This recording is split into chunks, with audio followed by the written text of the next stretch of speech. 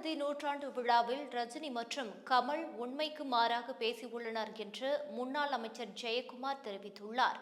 மறைந்த முன்னாள் முதல்வர் கருணாநிதியின் நூற்றாண்டு விழா தமிழ் திரைப்பட தயாரிப்பாளர் சங்கம் சார்பில் கொண்டாடப்பட்டது. அதில் பேசிய நடிகர் ரஜினிகாந்த், சாதாரண நடிகராக இருந்த எம்ஜிஆரை பெரிய வெற்றி படங்களை கொடுக்க வைத்தவர் கருணாநிதி. அவர் அரசியலுக்கு செல்லாமல் சினிமாவிலேயே இருந்திருந்தால் எத்தனையோ சிவாஜி, எம்ஜிஆரை உருவாக்கி இருப்பார் என்று பேசியிருந்தார்.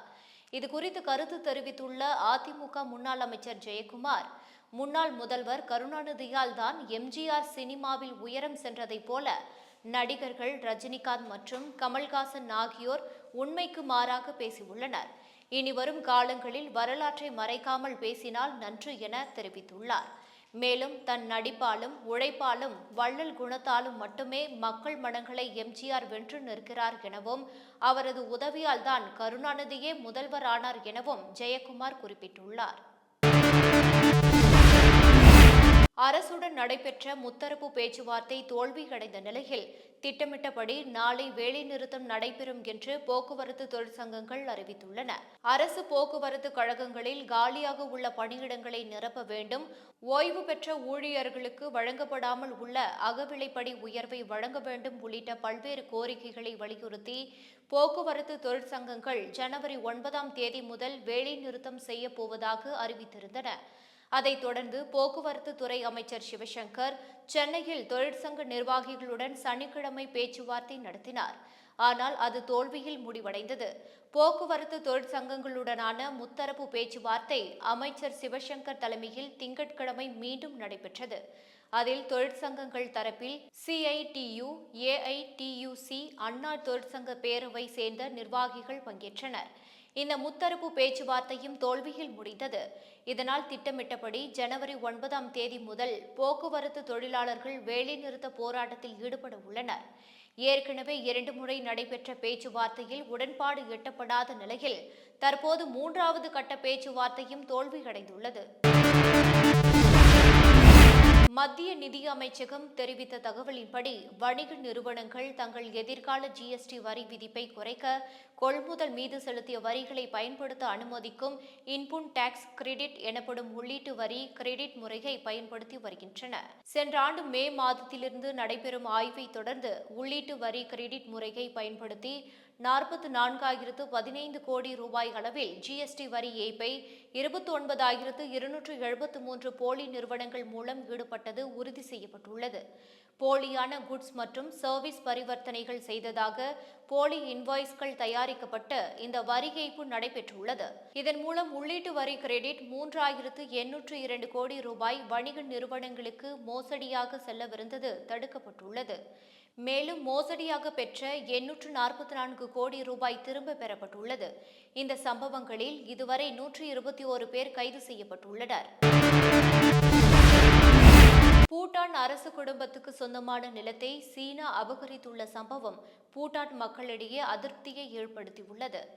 India, Myanmar, Vietnam, Nepal, Bhutan ஆகிய நாடுகளின் பகுதியை சீனா ஆக்கிரமித்து வருகிறது. பூட்டானின் வடக்கு, மேற்கு, தென்மேற்கு பகுதிகளை சீனா கொஞ்சம் கொஞ்சமாக ஆக்கிரமித்து வருகிறது. மேலும் ஆக்கிரமிக்கப்பட்ட பகுதிகளில் புதிய கட்டடங்களையும் கட்டி வருகிறது. அந்த வகையில் பூட்டானின் பெயுல் கென்பஜாங் எனப்படும் கலாச்சார தொடர்புடைய நிலப்பகுதியை தற்போது சீனா ஆக்கிரமித்து வருகிறது. இதையடுத்து அப்பகுதியில் ஏரியை ஒட்டியுள்ள இடங்களில் ஏராளமான குடியிருப்பு கட்டடங்களை சீனா கட்டி வருகிறது.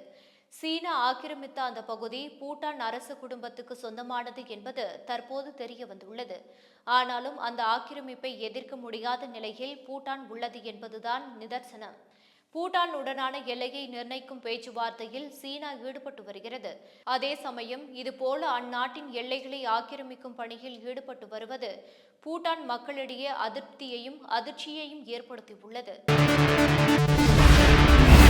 கர்நாடகாவின் அறநிலையத்துறை அமைச்சர் ராமலிங்க ரெட்டி அம்மாநிலத்தில் அறநிலையத்துறையின் கீழ் வரும் கோவில்களில் அயோத்தியில் ராமர் கோவில் கும்பாபிஷேகம் நடைபெறும் தினமாக ஜனவரி 22 அன்று சிறப்பு பூஜைகளை செய்யுமாறு உத்தரவிட்டுள்ளார். அயோத்தியில் ஜனவரி 22 அன்று குழந்தை ராமர் திருமேனி மதியம் 12:29 முதல் 1:32 பிரதிஷ்டை செய்யப்பட உள்ளது. அந்த நேரத்தில் கர்நாடகாவில் உள்ள அறநிலையத்துறையின் கீழ் வரும் அனைத்து கோவில்களிலும் சிறப்பு பூஜைகள் நடத்துமாறு கர்நாடக அரசின் அறநிலையத்துறை உத்தரவிட்டுள்ளது. முன்னதாக காங்கிரஸ் தேசிய தலைமை அயோத்தி ராமர் கோவில் கும்பாபிஷேகத்திற்கு தங்கள் கட்சியிலிருந்து செல்ல விரும்புவோர் செல்லலாம் என அறிவுறுத்தியிருந்தது. இதுகுறித்து காங்கிரஸ் தலைமை காங்கிரஸ் கட்சி தொண்டர்கள் அயோத்திக்கு செல்வதற்கு எந்த தடையும் விதிக்கவில்லை, பிரார்த்தனை செய்ய விரும்புவோர் தாராளமாக செய்து கொள்ளலாம் என தெரிவித்ததாக கூறப்படுகிறது. தமிழகத்தில் அடுத்த 7 நாட்களுக்கு பரவலான மழை பெய்யும் என்று வானிலை ஆய்வு மையம் தெரிவித்துள்ளது. இது தொடர்பாக சென்னை வானிலை ஆய்வு மையம் வெளியிட்டுள்ள செய்திக்குறிப்பில், வட தமிழக கடலோர பகுதிகளிலும் தென்கிழக்கு அரபிக்கடல் பகுதிகளிலும் ஒரு வளிமண்டல கீழடுக்கு சுழற்சி நிலவுகிறது.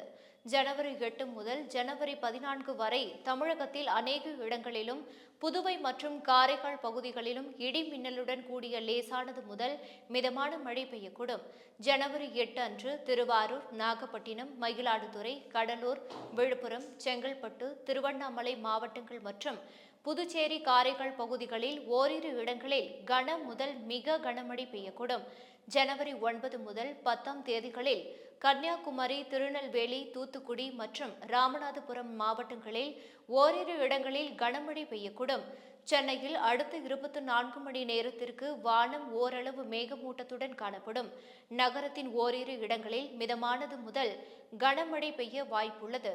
அதிகபட்ச வெப்பநிலை 29 டிகிரி செல்சியஸ் ஆகவும் குறைந்தபட்ச வெப்பநிலை 23 முதல் 24 டிகிரி செல்சியஸை ஒட்டியும் இருக்கக்கூடும் என வானிலை ஆய்வு மைய செய்திக்குறிப்பில் தெரிவிக்கப்பட்டுள்ளது. மேலும் ஜனவரி 8 முதல் 10 வரை தமிழக கடலோர பகுதிகள், மன்னார் வளைகுடா, குமரிக்கடல் பகுதிகள், இலங்கை கடலோர பகுதிகள் மற்றும் அதனை ஒட்டிய தென்மேற்கு வங்கக்கடல் பகுதிகளிலும், ஜனவரி 11, 12 தேதிகளில் குமரிக்கடல் பகுதிகள் மற்றும் அதனை ஒட்டிய மாலத்தீவு பகுதிகளிலும் சூறாவளி காற்று மணிக்கு 40 முதல் 45 கிலோமீட்டர் வேகத்திலும் இடையிடையே 55 கிலோமீட்டர் வேகத்திலும் வீசக்கூடும். எனவே மேற்குறிப்பிட்ட நாட்களில் மீனவர்கள் இப்பகுதிகளுக்கு செல்ல வேண்டாம் என வானிலை ஆய்வு மையம் அறிவுறுத்தியுள்ளது. இந்தியாவுடன் தொடர்புடைய பல்வேறு வழக்குகள் குறித்து அமெரிக்காவின் FBI அதிகாரிகளுடன் ஆலோசனை நடத்த தேசிய புலனாய்வு அமைப்பின் அதிகாரிகள் அமெரிக்கா விரைந்துள்ளனர். அமெரிக்காவின் சான் பிரான்சிஸ்கோ மாகாணத்தில் இந்திய தூதரகம் மீது நடத்தப்பட்ட தாக்குதல், மும்பை குண்டுவெடிப்பு சம்பவத்தில் தொடர்புடைய தவக்ஃபூர் ராணாவை நாடு கடத்துதல் உள்ளிட்டவை குறித்து இந்த சந்திப்பில் பேசப்பட உள்ளன. கடந்த ஆண்டு டிசம்பர் மாதம் அமெரிக்காவின் FBI இயக்குனர் கிறிஸ்டோபர் வாரே இந்தியாவுக்கு வந்து NIA இயக்குனர் தின்கர் குப்தா உட்பட முக்கிய அதிகாரிகளை சந்தித்து பேசினார். தீவிரவாத அமைப்புகளின் ஊடுருவல், சைபர் குற்றங்கள் உள்ளிட்ட விவகாரங்கள் குறித்து அந்த சந்திப்பில் பேசப்பட்டது. இந்த சூழலில் தற்போது இந்தியா தொடர்புடைய வழக்குகள் குறித்து கலந்தாலோசனை நடத்துவதற்காக NIA அதிகாரிகள் FBI அதிகாரிகளை சந்திக்க அமெரிக்கா சென்றுள்ளனர். கடந்த மார்ச் மாதம் அமெரிக்காவின் சான் பிரான்சிஸ்கோவில் உள்ள இந்திய தூதரகம் மீது காலிஸ்தான் ஆதரவாளர்கள் தாக்குதல் நடத்தினர். இந்த தாக்குதலுக்கும் பஞ்சாபி பாடகர் சித்து மூஸ்வாலா கொலைக்கும் ஆயுதங்கள் வழங்கிய அமெரிக்காவை சேர்ந்த தர்மன்ஜோத் சிங் மற்றும் மும்பை தீவிரவாத தாக்குதலில் தொடர்புடைய பாகிஸ்தான் வம்சாவளி தொழிலதிபர் தகஃபூர் ராணா ஆகியோர் அமெரிக்காவில் கைது செய்யப்பட்டு சிறையில் அடைக்கப்பட்டுள்ளனர். இவர்களை இந்தியாவுக்கு அழைத்து வரும் முயற்சியில் NIA இறங்கியுள்ளது. இந்நிலையில் FBI அதிகாரிகளுடனான சந்திப்பில் இதுகுறித்து கலந்தாலோசிக்கப்பட உள்ளதாக கூறப்படுகிறது. அமைச்சர் செந்தில் பாலாஜிக்கு ஜாமீன் வழங்கக்கூடாது என அமலாக்கத்துறை சென்னை முதன்மை அமர்வு நீதிமன்றத்தில் பதில் மனு தாக்கல் செய்துள்ளது. சட்டவிரோத பணப்பரிமாற்ற தடை சட்ட வழக்கில் அமலாக்கத்துறையால் அமைச்சர் செந்தில் பாலாஜி கடந்த ஆண்டு ஜூன் மாதம் 14ஆம் தேதி கைது செய்யப்பட்டார். இந்த வழக்கில் ஆகஸ்ட் 12ஆம் தேதி சென்னை முதன்மை அமர்வு நீதிமன்றத்தில் சுமார் 3000 பக்கம் கொண்ட குற்றப்பத்திரிகையை அமலாக்கத்துறையினர் தாக்கல் செய்திருந்தனர். ஜாமீன் கோரி அமைச்சர் செந்தில் பாலாஜி ஏற்கனவே 2 முறை தாக்கல் செய்த மனுக்களை சென்னை முதன்மை அமர்வு நீதிமன்றம் தள்ளுபடி செய்திருந்தது. இந்நிலையில் 3வது முறையாக ஜாமீன் கோரி செந்தில் பாலாஜி சார்பில் முதன்மை அமர்வு நீதிமன்றத்தில் மனு தாக்கல் செய்யப்பட்டது. இந்த மனு நீதிபதி அல்லி முன் விசாரணைக்கு வந்தது. அப்போது அமலாக்கத்துறை தரப்பில் மூத்த வழக்கறிஞர் வருவதற்காக விசாரணையை சிறிது நேரத்திற்கு தள்ளி வைக்க வேண்டும் என்று கோரிக்கை வைக்கப்பட்டது. அப்போது கோபமடைந்த நீதிபதி, ஏற்கனவே இந்த வழக்கில் பதில் மனு தாக்கல் செய்ய உத்தரவிட்டும் இதுவரை தாக்கல் செய்யவில்லை. பதில் மனு தாக்கல் செய்ய முடியவில்லை என்றால் எதற்காக வழக்கு தொடர்கிறீர்கள் என்று அமலாக்கத்துறைக்கு கேள்வி எழுப்பினார். பின்னர் வழக்கில் அமலாக்கத்துறை தரப்பில் பதில் மனு தாக்கல் செய்யப்பட்டது. அதில் செந்தில் பாலாஜிக்கு ஜாமீன் வழங்கக்கூடாது என எதிர்ப்பு தெரிவிக்கப்பட்டது. மாநில காவல்துறை ஒரு நாளைக்கு 120 ஜாமீன் வழக்கில் பதில் தாக்குதல் செய்யும் நிலையில் ஒரு வழக்கில் பதில் மனு தாக்கல் செய்யாததற்கு கூறும் காரணம் ஏற்கும்படியில்லை என நீதிபதி அதிருப்தி தெரிவித்தார். இதனையடுத்து வழக்கில் இரு தரப்பினரின் வாதங்களுக்காக ஜாமீன் மனு மீதான விசாரணையை நீதிபதி அள்ளி தள்ளி வைத்தார். முரசொலி அலுவலகம் பஞ்சமி நிலத்தில் அமைந்துள்ளதாக அளித்த புகாரில் தேசிய பட்டியலினத்தவர் ஆணையம் அனுப்பிய நோட்டீஸை எதிர்த்த வழக்கில் வரும் புதன்கிழமை தீர்ப்பளிக்கப்படும் என சென்னை உயர்நீதிமன்றம் அறிவித்துள்ளது. திமுகவின் அதிகாரப்பூர்வ நாளேடான முரசொலி அலுவலகம் சென்னை கோடம்பாக்கத்தில் 12 கிரவுண்ட் 1825 சதுர அடி நிலத்தில் அமைந்துள்ளது.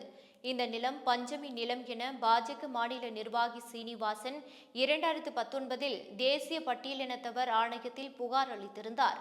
இந்த புகார் மீதான விசாரணைக்கு அனுப்பப்பட்ட நோட்டீஸை எதிர்த்தும் சொத்துக்களின் உரிமை தொடர்பான விவகாரம் என்பதால் பட்டியலின ஆணையம் விசாரிக்க முடியாது என கோரியும் முரசொலி அறக்கட்டளையின் நிர்வாக அறங்காவலர் RS பாரதி மனு தாக்கல் செய்திருந்தார். இந்த வழக்கு நீதிபதி SM சுப்பிரமணியம் முன்பு மீண்டும் விசாரணைக்கு வந்தது. முரசொலி அறக்கட்டளை தரப்பில் மூத்த வழக்கறிஞர் P. வில்சன் ஆஜராகி பஞ்சமி நிலம் அல்ல என அரசு அறிக்கை அளித்ததால் புகாரை முடிக்க முடிவெடுத்துள்ளதாக ஆணையம் கூறியுள்ளது. ஆனால் திடீரென புகார் நிலுவையில்தான் உள்ளதாகவும் குறிப்பிட்டார். பஞ்சமி நிலம் என்பதற்கான ஆதாரங்களை புகார்தாரர் சமர்ப்பிக்கவில்லை. அரசியல் காரணத்திற்காக தேசிய பட்டியலினத்தவர் ஆணையம் இந்த புகாரை நிலுவையில் வைத்துள்ளது. ஆணையம் அரசியல் நடவடிக்கைகளில் ஈடுபடக்கூடாது. பஞ்சமி நிலமா இல்லையா என வருவாய்த்துறைதான் விசாரிக்க முடியுமே தவிர தேசிய பட்டியலினத்தவர் ஆணையம் தலையிட முடியாது என தெரிவித்தார். தேசிய பட்டியல் இனத்தவர் ஆணையம் தரப்பில் கூடுதல் சொலிசிட்டர் ஜெனரல் ARL சுந்தரேசன் ஆஜராகி பட்டா மற்றும் விற்பனை பத்திரம் ஆகியவை உரிமையாளரை முடிவு செய்வதற்கான இறுதியான ஆதாரம் அல்ல, ஆணையத்தின் விசாரணைக்கு தடை விதிக்க கூடாது என வாதிட்டார். புகார்தாரர் ஸ்ரீனிவாசன் தரப்பில் மூத்த வழக்கறிஞர் S. ரவி ஆஜராகி வழக்கு நிலுவையில் இருந்தபோது பட்டா வழங்கப்பட்டது, அதனால் ஆணையம் விசாரணை செய்வது சரியானதுதான்.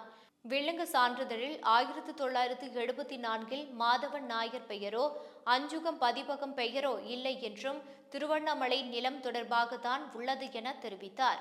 அனைத்து தரப்பு வாதங்களும் நிறைவடைந்த நிலையில் இந்த வழக்கில் புதன்கிழமை தீர்ப்பளிப்பதாக நீதிபதி SM சுப்பிரமணியம் அறிவித்தார். மக்களவைத் தேர்தலை முன்னிட்டு முதல் கட்டமாக 8 மாநிலங்களுக்கு தேர்தல் குழுவை காங்கிரஸ் கட்சி நியமித்துள்ளது. இதுகுறித்து அக்கட்சி வெளியிட்டுள்ள அறிக்கையில் ராஜஸ்தான், கேரளா, தெலுங்கானா, சத்தீஸ்கர், இமாச்சல பிரதேசம், நாகாலாந்து, மணிப்பூர் மற்றும் திரிபுரா ஆகிய 8 மாநிலங்களில் தேர்தல் கமிட்டி அமைக்கும் முன்மொழிவுக்கு காங்கிரஸ் தலைவர் கார்கே ஒப்புதல் அளித்துள்ளார். அத்துடன் மத்திய பிரதேச தேர்தல் கமிட்டி மற்றும் அரசியல் விவகார குழு அமைப்பதற்கும் அனுமதி அளிக்கப்பட்டுள்ளது. ராஜஸ்தான் மாநில தேர்தல் குழு தலைவராக கோவிந்த் சிங் தோதஸ்ரா நியமிக்கப்பட்டுள்ளார்.